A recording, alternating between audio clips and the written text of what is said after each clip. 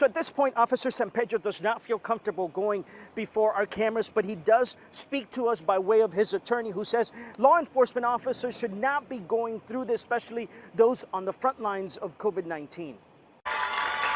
In this tweet back in November, it was the Miami Beach Police Department that celebrated Officer J.C. San Pedro's release from the hospital after spending 11 weeks in the ICU, at times intubated and on a ventilator. The damage to his lungs is still there, and that's something that is an obstacle to him returning to work.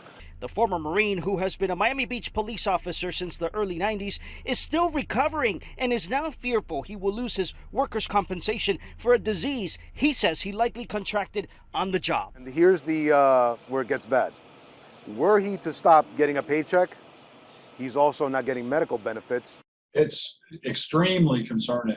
His attorney, Jeff Bickler, says it's not clear why the city's denying his claims. The officer, he says, should be entitled to those lost wages and full medical care under the Workers' Comp Act. My understanding is that there were at least 25 other officers that contracted COVID and were provided workers' compensation benefits. Bickler says this is a trend, has other first responder clients, and hundreds of cases where they were denied such benefits. It's unfortunate.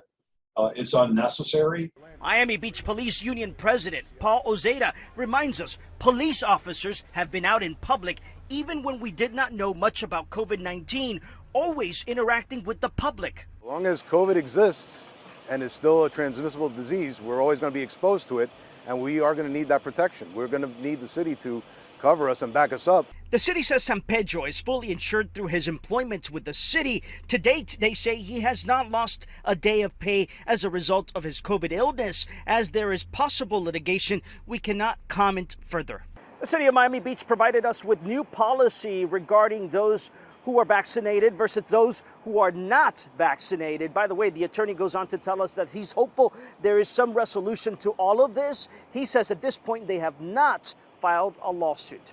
Reporting from the city of Miami Beach, I'm Hatsavella, Local 10 News.